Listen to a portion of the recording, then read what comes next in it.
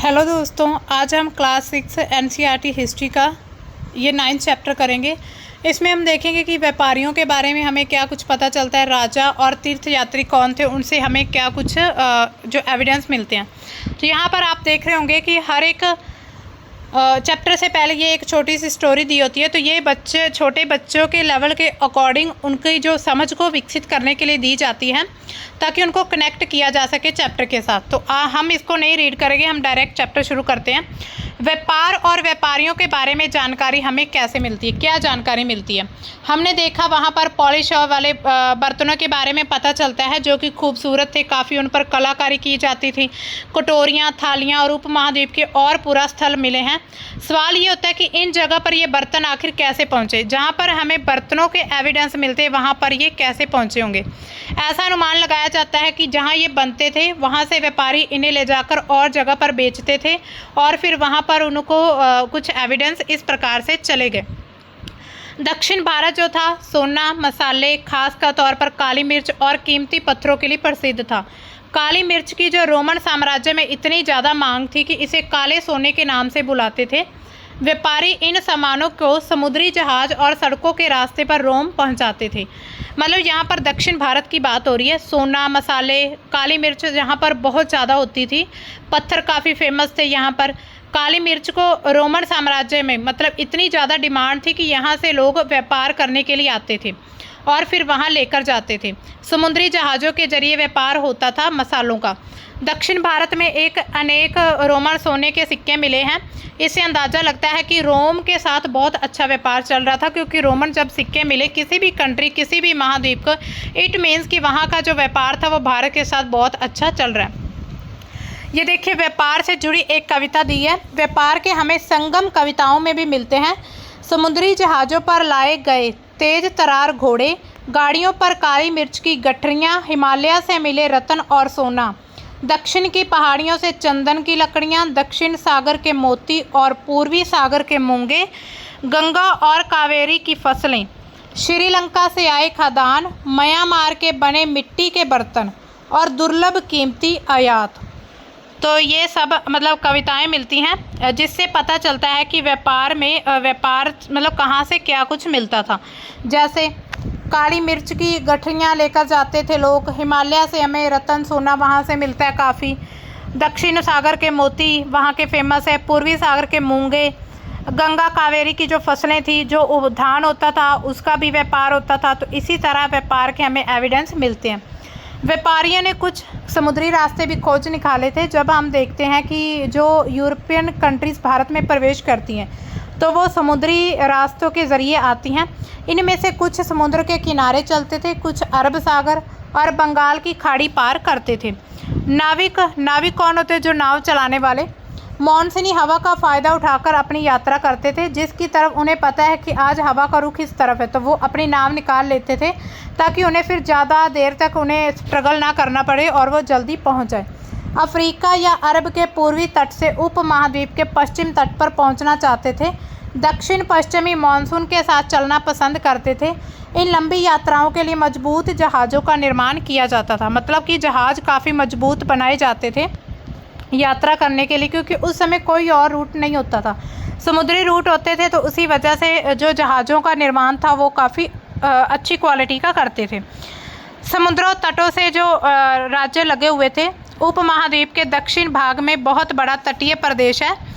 इसमें बहुत से पहाड़, पठार, नदी के मैदान हैं। नदियों के मैदानी इलाके में कावेरी का मैदान सबसे ज़्यादा उपजाऊ है। जब हम बात करते हैं नदियों के इलाके की, तो नदियाँ अपने साथ क्या बहुत सारे सेडिमेंट्स, बहुत कुछ लेकर आती हैं, जिससे क्या होता है, भूमि उपजाऊ होती है। तो जो नदी के मैदानी इलाका है, उसमें कावेरी का जो मैदान है वो सबसे ज़्यादा उपजाऊ होते हैं। मैदानी इलाकों तथा तटीय इलाकों के सरदारों और राजाओं के पास धीरे धीरे काफ़ी संपत्ति शक्ति हो गई है। संगम कविताओं में मुवैनेदार की चर्चा मिलती है। ये एक तमिल शब्द है मुवैनेदार, जिसका मतलब होता है मुखिया। जो हमें व्यापार की कविताएं मिलती हैं, उससे हमें ये तो पता चलता है कि भारत का जो व्यापार था वो काफ़ी देशों के साथ चल रहा था। तो इसका जो शब्दों का प्रयोग होता था उस हिसाब से किया जाता था जिस क्षेत्र में जो लोग रहते हैं। जैसे कि तमिल क्षेत्र में जो मुखिया उसको मुवानेदार कहा जाता था, और 3 शासक परिवारों के लिए इस शब्द को यूज़ किया जाने लगा था, जो थे चेर और पांड्य। चोल, चेर और पांड्य, तो इनके लिए यूज़ होता था। 2300 साल पहले दक्षिण भारत में ये काफ़ी शक्तिशाली हो चुके थे। इन तीनों मुखियाओं ने अपने 2-2 सत्ता केंद्र होते थे। इनमें से एक तटीय हिस्से में, दूसरा अंदरूनी हिस्से में, और इस तरह 6 केंद्रों में से 2 बहुत महत्वपूर्ण थे। एक जो चोलों का पत्तन होता है पोर्ट, पत्तनपुहार या कवारीपट्टम। दूसरा पांड्यों की राजधानी मदुरै है। तो ये प्लेसेस ज़्यादा इंपॉर्टेंट थी क्योंकि यहाँ पर व्यापार बहुत अच्छा चल रहा था, यहाँ पर काम लोग अच्छा करते थे, काफ़ी समृद्ध ये राज्य हो चुके थे। मुखिया लोगों से नियमित कर की बजाय उपहारों की मांग करते थे। कभी कभी सैनिक अभियानों पर भी निकल पड़ते थे और आसपास से इलाकों से शुल्क वसूल कर लाते थे। इनमें से कुछ धन अपने पास रखते थे, बाकी अपने समर्थक, रिश्तेदारों, सिपाहियों और कवियों में बांट देते थे। संगम कविताओं में मुखियाओं की प्रशंसा में कविताएं लिखी हुई हैं, मतलब उनकी प्रशंसा मिलती है। कीमती जवाहरात, सोने, घोड़े, हाथी, रथ, सुंदर कपड़े, ये सब कुछ दान में दिया करते थे। इसके लगभग 200 साल बाद पश्चिम भारत में सातवाहनों का जो प्रभाव वो बढ़ना शुरू होता है। सातवाहनों का सबसे प्रमुख जो राजा था वो राजा गौतमी था। गौतमी पुत्र श्री सातकर्णी था, ये सातवाहन का सबसे प्रमुख राजा था। उसकी माँ जो गौतमी बलश्री है, उसके द्वारा दान किए गए अभिलेख से इसके बारे में जानकारी मिलती है। तो अब देखिए इनकी जानकारी हमें कहाँ से मिली? अभिलेखों से, ऐतिहासिक स्रोतों से। वह और बाकी जो सातवाहन शासक थे दक्षिण पथ के स्वामी कहे जाते थे। दक्षिण पथ का अर्थ होता है कि दक्षिण की तरफ जाने वाला रास्ता। मान लीजिए ये भारत है ना, दोबारा बना लेते हैं ना, तो ये भारत है, ऐसा मान लीजिए भारत है, तो इसमें जो दक्षिण की तरफ जाने वाला रास्ता है दक्षिण पथ, इसके स्वामी सातवाहनों को माना जाता था। पूरे दक्षिण क्षेत्र के लिए यही नाम प्रचलित था, दक्षिण पथ। श्री सातकर्णी ने पूर्वी, पश्चिमी तथा दक्षिणी तटों पर अपनी सेना भेजी हुई थी, वहाँ पर कंट्रोल कर लिया था सब कुछ। अब आता है रेशमी मार्ग। कीमती चमकीले रंग, चिकनी मुलायम बनावट की वजह से रेशमी कपड़ा समाज में बहुत ज़्यादा कीमती माना जाता था। रेशमी कपड़ा तैयार करना एक प्रोसेस जो वो काफ़ी कॉम्प्लेक्स था। रेशम के कीड़े से कच्चा रेशम निकाला जाता था, सूत की कताई होती थी, फिर उसे धागा बुना जाता था। तो ये पूरा प्रोसेस काफ़ी लंबा था और इसी वजह से ये काफ़ी महंगा मिलता था रेशम का कपड़ा। जिस काम को करने में हमें बहुत मेहनत करनी पड़ेगी वो अक्सर चीज़ हमें महंगी मिलती है ना। रेशम बनाने की जो तकनीक था उसका आविष्कार सबसे पहले चीन में हुआ था। इस तकनीक को उन्होंने हज़ारों सालों तक बाकी दुनिया से छुपा कर रखा कि हम चोरी छुपे अपना व्यापार काफ़ी बढ़ाएंगे। पर जो चीन से पैदल, घोड़ों और ऊँटों पर कुछ लोग दूर दूर जगह पर जाते थे, उनके साथ वो रेशमी कपड़े भी ले जाते थे। जिस रास्ते से ये लोग यात्रा करते उसे रेशम मार्ग कहा जाता था। तो अब देखिए सिल्क रूट क्यों कहा जाता है, क्योंकि जिस रास्ते से जो यात्री होते थे या जो पैदल सैनिक कुछ भी मतलब व्यक्ति होते थे वो यात्रा करते थे, उनको सिल्क रूट कहा जाता था। और वो सिल्क यानी कि रेशम अपने साथ ले जाते थे, रेशम के कपड़े। कभी कभी चीन के शासक जो हैं ईरान और पश्चिम एशिया के शासकों को उपहार के तौर पर रेशमी कपड़े भी भेजते थे। यहाँ से रेशम के बारे में जानकारी पश्चिम की तरफ फैलती गई। जब रेशम के जो कपड़े तोहफे के रूप में देने लगे तो सभी तक जानकारी फैलती गई। रोम के शासकों और धनी लोगों के बीच रेशम कपड़े पहनना एक फैशन बन चुका था। इसकी कीमत बहुत ज़्यादा होती थी। चीन से इसे लाने में काफ़ी पहाड़ी क्षेत्र, रेगिस्तानी रास्तों से होकर गुजरना पड़ता था, इसी वजह से इसकी कीमत बढ़ जाती थी। रास्ते के आसपास जो लोग रहते थे व्यापारियों से यात्रा शुल्क भी लेते थे। इस सिल्क रूट और उसकी शाखाओं को जो चित्र में दिखाया गया है, कुछ शासक इसके बड़े बड़े हिस्सों पर भी नियंत्रण करना चाहते थे, क्योंकि ये रास्ता इस रास्ते पर यात्रा जो कर रहे थे उन पर उन्हें बहुत फ़ायदा होता, क्योंकि वहाँ से सभी लोग यात्रा करते, सभी व्यापारी जाते थे, उन्हें कर, शुल्क और तोहफों के ज़रिए काफ़ी लाभ मिलना था। इसके बदले शासक और व्यापारियों को अपने राज्यों से गुजरते वक्त लुटेरे आक्रमणों से सुरक्षा भी देते थे। तो ये सब मतलब सिल्क रूट के ज़रिए हो रहा था। सिल्क रूट पर जो कंट्रोल रखते थे वो शासक सबसे प्रसिद्ध कौन थे? कुषाणों का शासक था। 2000 साल पहले मध्य एशिया और पश्चिम उत्तर भारत पर इनका जो शासन वो बढ़ता चला गया। पेशावर, मथुरा इनके 2 मुख्य शक्तिशाली केंद्र बन गए।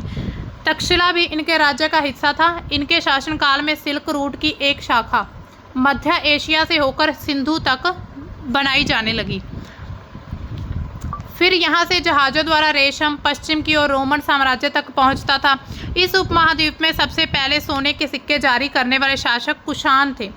सिल्क रूट पर यात्रा करने वाले व्यापारी इनका उपयोग किया करते थे। मतलब सिल्क रूट पर जो व्यापारी यात्रा करते थे वो इनका यूज़ करते थे, सिल्क रूट का। अब देखिए बौद्ध धर्म का प्रसार कैसे होता है। कुषाण जो थे जिनका सिल्क रूट पर नियंत्रण होता था, सबसे प्रसिद्ध राजा था कनिष्क। करीब उसने 1900 साल पहले शासन किया था। उसने बौद्ध परिषद का गठन किया जिसमें इकट्ठे होकर विद्वान महत्वपूर्ण विषयों पर चर्चा करते थे। बुद्ध की जीवनी, बुद्ध चरित्र के रचनाकार कवि अश्वघोष कनिष्क के दरबार में रहते थे।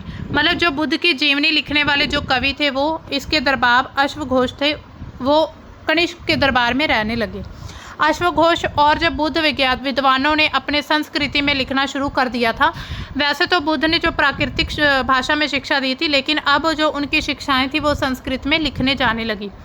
इस समय बौद्ध धर्म की एक नई धारा का महायान का विकास होता है। इसकी विशेषता क्या थी कि मूर्तियों में बुद्ध की उपस्थिति सिर्फ कुछ संकेतों के माध्यम से दर्शानी, जैसे कि उन्हें जब निर्वाण की प्राप्ति हुई पीपल के पेड़ के नीचे, उसको दर्शाया गया।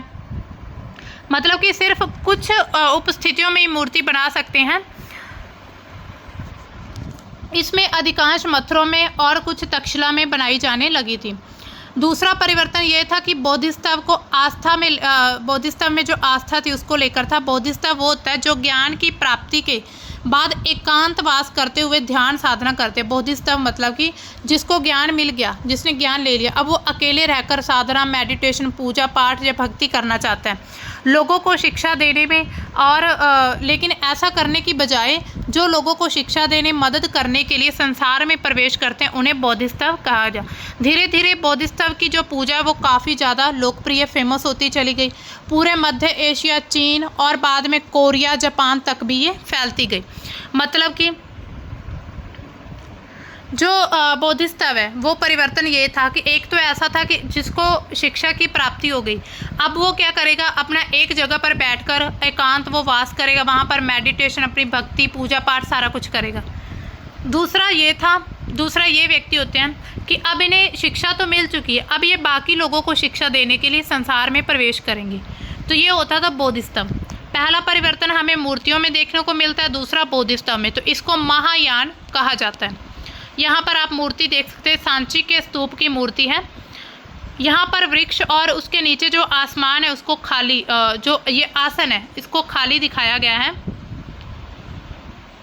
मूर्तिकारों ने ये बताने के लिए खुदाई करके मूर्ति बनाई कि बुद्ध को ज्ञान की प्राप्ति इस वृक्ष के नीचे बैठकर ध्यान करते हुए हुई थी। ये वृक्ष बना हुआ है जो, तो इतिहासकार ये बताना चाहते हैं कि इस वृक्ष के नीचे बैठकर बुद्ध को ज्ञान की प्राप्ति हुई थी। अब देखिए धीरे धीरे क्या हुआ, जो ये बोधिसत्व था ये काफ़ी लोकप्रिय, मध्य एशिया, चीन, उसके बाद कोरिया, जापान में भी फैल गया। बौद्ध धर्म का प्रसार पश्चिम दक्षिण भारत से होता है, जहाँ पर भिक्षुओं के रहने के लिए पहाड़ों में गुफाएं खोदी गई थी। विहार, चैत्य बनाए जाते थे उनके रहने के लिए, तो वहाँ से इनका प्रचार होना शुरू हो जाता है। इनमें से कुछ गुफा राजा रानियों के आदेश पर बनाई जाती थी, तो कुछ व्यापारियों और कृषि लोगों के द्वारा। इनमें ज़्यादातर गुफा पश्चिम घाट के दर्रे उनके पास बनाई गई थी। दक्कन के शहरों और तटों के समृद्ध बंदरगाह इन्हें जोड़ने वाली सड़कों भी इन्हीं दरों से होकर गुजरती थी। मतलब इन दरों के किनारे ही जो जो विहार थे, गुफाएं थी, उनको खोजकर भिक्षुओं के रहने के लिए जगह बनाई जाती थी। और दक्कन के जो शहर थे और तट के समुद्र बंदरगाह थे, इन्हें आपस में जोड़ने वाली जो भी सड़कें थी दरों से होकर गुजरती थी। ऐसा लगता था कि यात्रा करने वाले व्यापारी इन गुफाओं में आराम करते होंगे या मठों में विश्राम करते होंगे। यहाँ पर अब पिक्चर देखिए, मथुरा में बुद्ध की एक प्रतिमा का ये चित्र बना हुआ है। ये जो है ये मथुरा में बना हुआ है। और दूसरा तक्षशिला में, ये है तक्षशिला विश्वविद्यालय जो है, ये उसमें ये बुद्ध का चित्र मिलता है। बौद्ध धर्म दक्षिण पूर्व की तरफ और श्रीलंका, म्यांमार, थाईलैंड, इंडोनेशिया और दक्षिण पूर्व एशिया के बाकी भागों में भी फैलता गया। मतलब बौद्ध धर्म काफ़ी ज़्यादा फैल चुका था इस समय पर। थेरवाद नामक जो बौद्ध धर्म का शुरुआत इन क्षेत्रों में से कहीं ज़्यादा प्रचलित था। थेरवाद नाम का जो बौद्ध धर्म है उसका आरंभिक रूप इन क्षेत्रों में बहुत ज़्यादा माना जाता था, जिसकी हमने अभी बात की, जिसमें देखा हमने म्यांमार, श्रीलंका, थाईलैंड, इंडोनेशिया।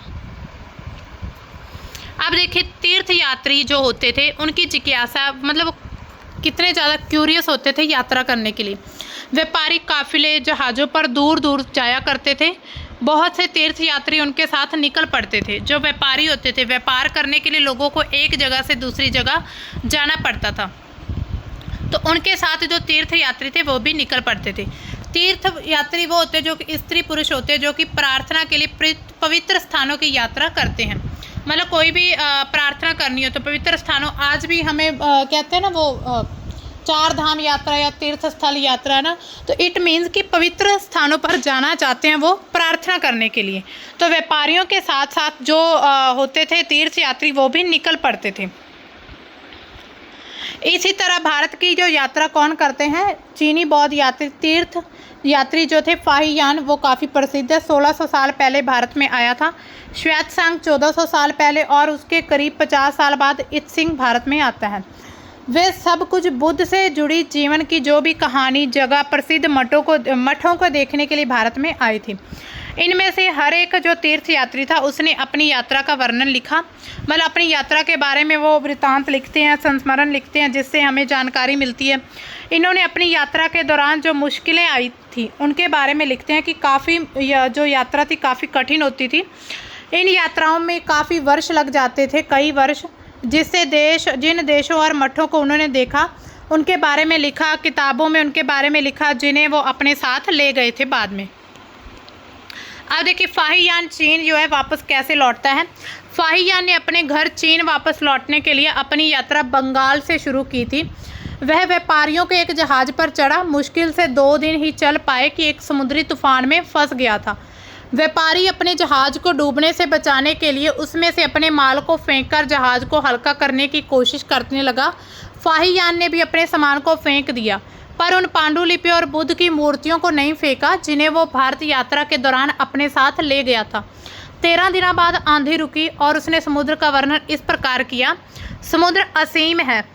सूर्य, चांद, तारों की गति को देखे बिना ये पता लगा पाना असंभव है कि पूर्व किधर है, ये पश्चिम किधर है। अगर बरसात, अंधेरा हो तो जहाज़ को हवा की रुख में ले जाने के अलावा कोई चारा नहीं होता। जावा पहुंचने में उसे 90 दिन से ज़्यादा समय लगा, 3 महीने से ज़्यादा समय लगा। वहाँ 5 महीने के लिए रुका और उसके बाद दूसरे व्यापारी जहाज़ में चढ़कर वो चीन पहुंच गया। तो जो फाहियान तो उन्होंने अपनी यात्रा का वर्णन किया कि मैं इतनी मुश्किल से अपने देश वापस पहुंचा था। अब देखिए श्वेतसांग भूमार्ग कौन सा था, उत्तर पश्चिम और मध्य एशिया से होकर चीन को वापस लौट जाता है। उसने सोना, चांदी, चंदन की लकड़ी की बनी बुद्ध की जो मूर्तियां थी 600 से भी ज़्यादा पांडुलिपियां इकट्ठी की। इन्हें वह लगभग 20 घोड़ों पर लादकर ले गया था। 50 पांडुलिपियां उस समय खो गई थी जब सिंधु नदी पार करते हुए उसकी नाव उल्ट गई थी। उसने बाकी का अपने जीवन का बाकी हिस्सा उसने बची हुई पांडुलिपियों को संस्कृत में चीनी अनुवाद करने में लगा दिया था। मतलब वो संस्कृति से चीनी अनुवाद करना चाहता था। बुद्ध की जो भी शिक्षाएं थी, उनकी जानकारी, मूर्तियां, जो कुछ भी था वो अपने साथ लेकर चला गया था। अब देखिए नालंदा जो शिक्षा का एक केंद्र था। श्वेतसांग और जो बाकी तीर्थयात्री उस समय काफ़ी प्रसिद्ध बौद्ध केंद्र नालंदा में अध्ययन करने के लिए आए। वो क्या लिखते हैं कि यहाँ के जो एजुकेटर्स हैं योग्यता और बुद्धि में सबसे आगे हैं। बुद्ध के उपदेशों का पूरी ईमानदारी से पालन करते हैं। मठ के नियम काफ़ी सख्त है जिन्हें सबको मानना पड़ता है। पूरे दिन वाद विवाद चलते हैं जिससे युवा और वृद्ध, मतलब जो युवा यंग जनरेशन और जो बुज़ुर्ग होते हैं वो दोनों एक दूसरे की मदद करते हैं। विभिन्न शहरों से विद्वान लोग अपनी शंका दूर करने के लिए यहाँ पर आते हैं, लेकिन जो द्वारपाल होता है वो कठिन प्रश्न पूछता है और अंदर जाने की अनुमति उन्हें मिलती है जो सही उत्तर दे पाता है। और 10 में से सिर्फ 2 या 3 ही सही उत्तर दे पाते थे। मतलब 8 व्यक्ति जो होते थे वो सही उत्तर नहीं दे पाते थे। अब देखिए भक्ति की शुरुआत कब होती है। इन्हीं दिनों क्या होता है, देवी देवताओं की पूजा, उनका प्रचलन शुरू हुआ। बाद में हिंदू धर्म की प्रमुख पहचान बन गई। इसमें शिव, विष्णु, दुर्गा जैसे देवी देवता शामिल हैं। इन देवी देवताओं की पूजा भक्ति परंपरा के माध्यम से की जाती थी, मतलब भक्ति होने लगी। भक्ति उस समय काफ़ी लोकप्रिय परंपरा बनती गई। किसी देवी देवता के प्रति श्रद्धा को दिखाना ही भक्ति होता है। भक्ति का रास्ता सबके लिए खुला था, चाहे गरीब हो, अमीर हो, ऊंची जाति, नीची जाति, स्त्री पुरुष, कोई भी हो भक्ति कर सकता है। भक्ति मार्ग की चर्चा हिंदू ग्रंथों में मिलती है, भगवत गीता में। भगवत गीता महाभारत का एक हिस्सा है। इसमें भगवान कृष्ण जो हैं अपने भगत और मित्र अर्जुन को सभी धर्मों को छोड़कर उनकी शरण में आने का एक उपदेश देते हैं, क्योंकि केवल कृष्ण ही अर्जुन को सारी बुराइयों से मुक्ति दिला सकते हैं। पूजा का रूप धीरे धीरे देश के बाकी भागों में फैलने लगा। तो इसी तरह जब किसी चीज़ की शुरुआत होती है, खास करके कोई भी धार्मिक आंदोलन, धार्मिक गतिविधि की, तो वो धीरे धीरे बाकी भागों में फैलनी शुरू हो जाती है। भक्ति मार्ग अपनाने वाले लोग आडंबर के साथ पूजा पाठ करने की बजाय ईश्वर के प्रति लगन और व्यक्तिगत पूजा में विश्वास रखते थे। भक्ति मार्ग जो अपनाते थे उनका मानना है कि अपराध देवी या देवता की सच्चे मन से पूजा की जाए। अगर आराध्य देवी अपने आराध्य जो देवी देवता उनकी सच्चे मन से पूजा की जाए तो वो उसी रूप में दर्शन देंगे जिस रूप में हम उसे देखना चाहते हैं। इसलिए आराध्य देवी या देवता मानव के रूप में भी हो सकते हैं या फिर सिंह, पेड़ या किसी और रूप में भी। जैसे जैसे विचार को समाज द्वारा स्वीकृति मिली, कलाकार देवी देवताओं की एक से बढ़कर एक खूबसूरत मूर्तियां बनाई जाने लगी। मतलब जैसे जैसे ये मान्यता लोगों की बढ़ रही थी धर्म में, तो मूर्तियां काफ़ी बनाई जाने लगी। यहाँ पर आप देख सकते हैं वराह के रूप में विष्णु, एरन मध्य प्रदेश की एक शानदार मूर्ति है। विष्णु के वराह के रूप, मतलब विष्णु के अलग अलग रूप में बताए गए, यहाँ पर ये वराह का रूप दिया गया है, उनकी मूर्ति बनाई गई है। पुराणों के अनुसार है कि जल में डूबी पृथ्वी को बचाने के लिए विष्णु ने वराह रूप धारण किया था और यहाँ पृथ्वी को एक स्त्री के रूप में दर्शाया गया, आप देख सकते हैं। तो ये पृथ्वी है, तो इसको बचाने के लिए जो विष्णु थे उन्होंने वराह का रूप धारण किया था। तो ऐसी जो भी मान्यताएं प्रचलित थी उसके अकॉर्डिंग मूर्तियां बनाई जाने लगी। अब देखिए भक्ति क्या होता है। भक्ति भज से शब्द बना है जिसका अर्थ होता है विभाजित करना या फिर हिस्सेदारी करना। इसका अर्थ है कि भक्ति भगवान और भगत के बीच एक संबंध होता है। भक्ति भगवत भगवान के बीच प्रति झुकाव है। भगवत का एक अर्थ ये भी है कि जो अपने ऐश्वर्य तथा सुख को भक्तों के साथ बांटता है, यानी भगत या भगवत अपने देवी देवता के भाग का हिस्सेदार होता है। जो भागवत होता है ना, भगत या भागवत अपने देवी देवता का जो भी भग होता है, जो एक पार्ट होता है उसका हिस्सेदार होता है, उसको भगत कहा जाता है। भगत द्वारा क्या कविता लिखी गई है ये हमें मिलती है अभिलेखों से। अपार एक वेलाल था जो उन्होंने लिखी कविता, नष्ट होते अंगों वाली कुष्ठ रोगी, ब्राह्मणों की नज़र में निचली जाति का व्यक्ति, कूड़ा करकट बटोर कर अपनी जीविका चलाने वाला इंसान, अगर ये लोग भी गंगा को अपनी जटाओं में छिपा लेने वाले दास के शिव के दास बन जाएं तो मैं उनकी आराधना करूंगा, क्योंकि वे सारे मेरे ईश्वर के समान हैं। तो वो जो भी जाति के आधार पर भक्ति का जो भी भेदभाव होता था उसका वर्णन करते हैं। देवी देवताओं का विशेष सम्मान होता था, इसलिए उन्हें विशेष जगहों पर ही मूर्तियां उनकी रखी जाती थी। इन स्थानों को मंदिर कहा जाता है जहां पर उनकी मूर्तियां होती थी। भक्ति परंपरा में चित्रकला, शिल्पकला, स्थापत्य कला उसके माध्यम से अभिव्यक्ति की जाती थी। मतलब लोग जो अपनी भावना या भक्ति जो दिखाना चाहते हैं वो चित्र बनाकर, शिल्प कला करके या स्थापत्य कला बनाकर उसके माध्यम से अपनी जो भक्ति की प्रेरणा देते थे। अब देखिए हिंदू क्या होता है। हिंदू जो है इंडिया शब्द की तरह सिंधु से निकला है हिंदू। ये शब्द अरबों और ईरानियों द्वारा उन लोगों के लिए यूज़ किया जाता था जो कि सिंधु नदी से पूर्व में रहते थे। जो सिंधु नदी है, ये देखिए यह है सिंधु नदी, तो इसके जो पूर्व में रहते थे उनके लिए ये हिंदू शब्द यूज़ होता था। यह शब्द उनके धार्मिक विश्वास, संस्कृति, परंपरा के लिए भी प्रयुक्त होता था। मतलब उनके धार्मिक विश्वास थे, उनकी परंपरा क्या थी, जो भी संस्कृति थी, उनके लिए भी ये वर्ड यूज़ किया जाने लगा। इसके अलावा देखिए यहाँ पर और इन्फॉर्मेशन, एक्स्ट्रा इन्फॉर्मेशन है। करीब 2000 साल पहले पश्चिम एशिया में ईसाई धर्म का उदय होता है। ईसा मसीह का जन्म बेथलेहम में हुआ था। उस समय रोमन साम्राज्य का ये हिस्सा था। ईसा मसीह ने स्वयं को इस संसार का उद्धारक माना। उन्होंने कहा कि मैं उद्धार करने आया हूँ। दूसरों को प्यार देने और उसी तरह से दूसरों पर विश्वास करने का उपदेश दिया, जिस तरह हर व्यक्ति दूसरों से प्यार और विश्वास की उम्मीद करता है। बाइबल में ईसा मसीह के उपदेशों की बातें लिखी हुई हैं। यहाँ पर एक पाठ दिया है कि धन्य हैं वो लोग जो धर्म और न्याय के लिए भूखे प्यासे रहते हैं, उनकी कामनाएं पूरी होंगी। दयालु हैं वे धन्य हैं क्योंकि उन्हें दया मिलेगी। धन्य हैं वो जो दिल से पवित्र हैं क्योंकि ईश्वर के दर्शन कर सकेंगे। धन्य है वो जो शांति स्थापित करते हैं, वही ईश्वर की संतान कहलाएंगे। ईसा मसीह के उपदेश साधारण लोगों को काफ़ी पसंद आए। धीरे धीरे पश्चिम एशिया, अफ्रीका, यूरोप में फैलते गए। ईसा मसीह की जब मृत्यु होती है तो 100 साल के अंदर भारतीय उपमहाद्वीप में पश्चिम तट पर पहले ईसाई परिवर्तक जो प्रचारक पश्चिम एशिया से आए थे। केरल के ईसाइयों को सीरियाई ईसाई कहा जाता है क्योंकि वे पश्चिम एशिया से आए थे। वे विश्व के सबसे पुराने ईसाइयों में से एक हैं। सीरियाई ईसाई जो हैं वो विश्व के सबसे पुराने जो क्रिश्चियंस हैं उनमें से एक हैं। तो ये था हमारा आज का चैप्टर, जिसमें हमने भक्ति पर देखा और धर्म पर देखा ना, भक्ति आंदोलन कौन से हुए, क्या हुआ। तो ऐसे में हमें इतिहास से ये सभी जानकारी मिलती है कि बौद्ध धर्म है जो काफ़ी प्रचलित हो चुका था। ये इम्पॉर्टेंट वर्ड्स हैं इस चैप्टर के, जिसमें व्यापारी दिया हुआ है, मुवेंदार है जिसको मुखिया कहा जाता है, रास्ता, मार्ग, सिल्क रूट देखा हमने, रेशम, कुषाण, महायान, बोधिसत्व, थेरवाद, तीर्थयात्री और भक्ति। तो ये सभी इंपॉर्टेंट वर्ड्स हैं। आई होप आपको अच्छे से इनके मीनिंग समझ आ गए होंगे। अभी आप ये मैचिंग करके खुद से देखिएगा कि आपको ये समझ आया है चैप्टर या नहीं आया है।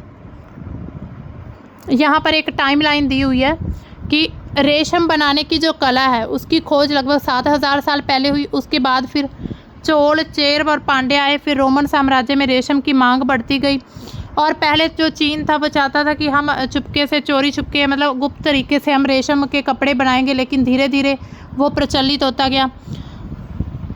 फिर कुषाण शासक जो कनिष्क था वो आया। उसके बाद फाहियान भारत में आता है, श्वेतसांग की भारत यात्रा और जो अपर की शिव स्तुति की जो रचना है वो 1400 साल पहले की जाती है। तो ठीक है दोस्तों, मिलते हैं हम अपने फिर नेक्स्ट चैप्टर में। तब तक के लिए बाय, थैंक्स फॉर वॉचिंग।